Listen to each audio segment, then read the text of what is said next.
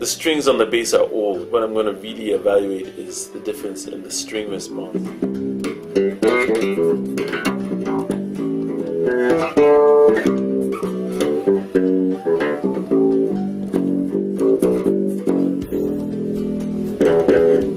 This is going to be a real wild child, rough style installation of the KSM foundation bridge.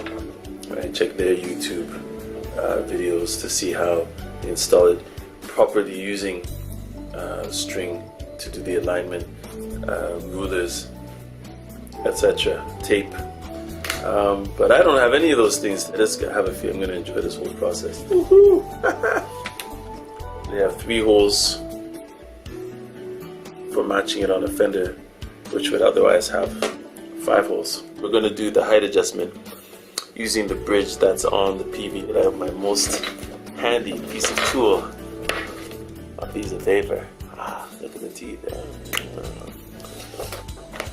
The adjustment screw for the action, for the ramp action on the KSM is right at the front of the saddle.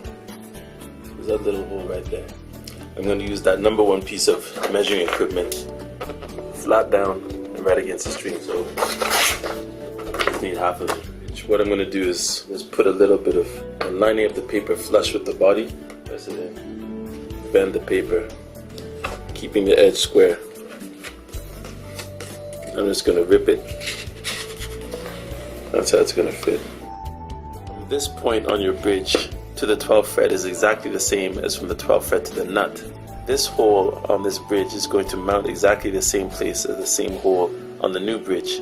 We can therefore calculate the distance from this hole to the bridge saddle. You're going to fine tune and intonate by ear and electronic tuner. Yeah. The through the body holes for the PV base are farther ahead than the ones on the KSM. So if I wanted to use the through body feature of the KSM bridge with this base, I'd have to either mount it way over here, and of course first loosening the locking screws that are on the sides.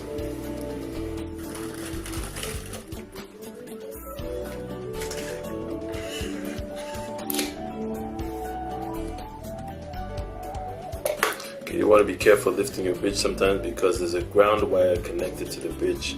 If there isn't, there ought to be one. See these 4 holes here which I used for the string through. This is a PV base and not a fender base. Out of the 5 that are here on the PV, we're going to use the center 3 as a match. So I use the new screws that came with the KSM bridge. We should loosen these before putting that screw in. Put a cloth between the work, so I fold it to slap up. This will now extend to make it to where the bridge lies. I can actually put it right into the groove. What we next want to do is get our intonation. Lining it up, marking the holes, where the center of this bridge is, crossing over that line. But the mounting hole that's matching on the new bridge and this saddle is my reverse intonation. You get me? Okay, so now I want to see what's going on under here. There we are. And there's the beauty of this thing. So clean. Such a clean design. So now I've got this bridge mounted firmly to the body. Such a close tolerance. I haven't adjusted the intonation yet, so until we get that done, I'm leaving these loose. Of course, the front one is the first string, second string, third, and fourth. So now I can actually take the edge that I folded and marked on the original bridge, this edge, and it actually does line up with the edge on the new bridge. That's not always going to happen. We're going to adjust this saddle to line up the measurement for each bridge saddle according to the intonation marks we have. You see how it's working now? Oh, I like it. I'm going to use the second Allen key provided. The difference between sitting on the 2 screws on the original bridge, you can feel your string is pulling uphill, pushing downhill. leaning on another key, playing up and down. Sometimes it doesn't fully touch down. What would you prefer? All that craziness? Or, I know what you're saying. I know what you're saying. I was really getting conscious about not wanting to scratch up my bridge. Took all the screws out, lifted out the saddles. You have to lift it straight up. Take them in the same order. It's totally smooth. This thing really looks so beautiful. I don't want to give it any scratches. Even though the KSM logo and the patent sign on the side of the bridge are kind of big in white lettering, they're not really like too obtrusive. You got it going on. Just kind of birdie. What a difference! Shoo!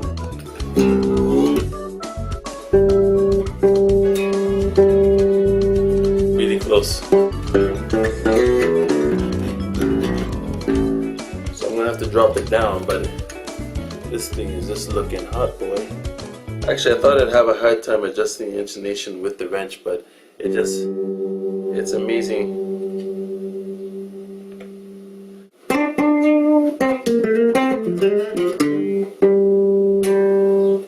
What I like with this is that there's no rattling kind of play. When you want to change direction it's going, you're not pushing the springs to make them a little more this or that. KSM Foundation Bridge.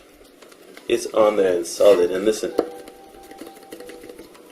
nothing is loose on it. No spindly tiny one-step, two-step legs. Leg screws that get warped and then can't be adjusted. Well, this one's gone. Usually thought the black on this looked pretty good, but compare, my goodness, beautiful. The finish is beautiful. The workmanship is excellent. The precision is excellent. The design, everything is looked after. Even the small hex screw wrench to adjust the action, it's strategically placed to one side of the strings. The string is actually livelier. Just this first string.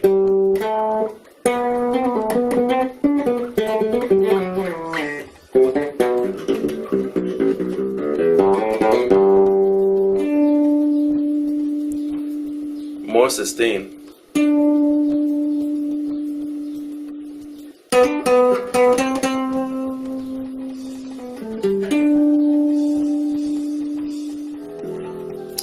They're more lively.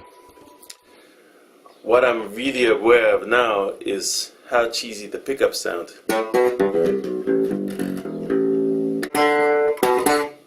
Let's turn this bass.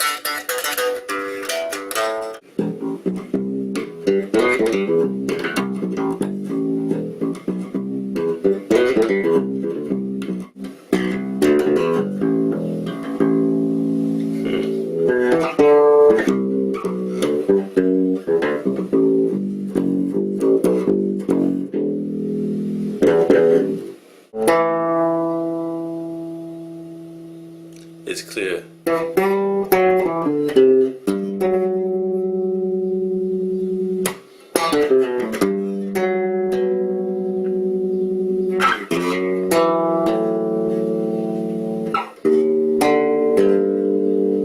It just sounds great.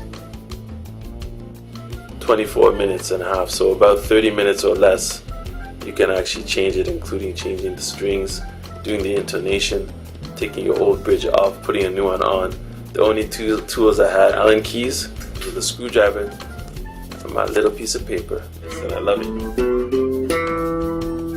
It sustains more, it's clear, it's lively. Definitely more solid than the old one, and it looks better.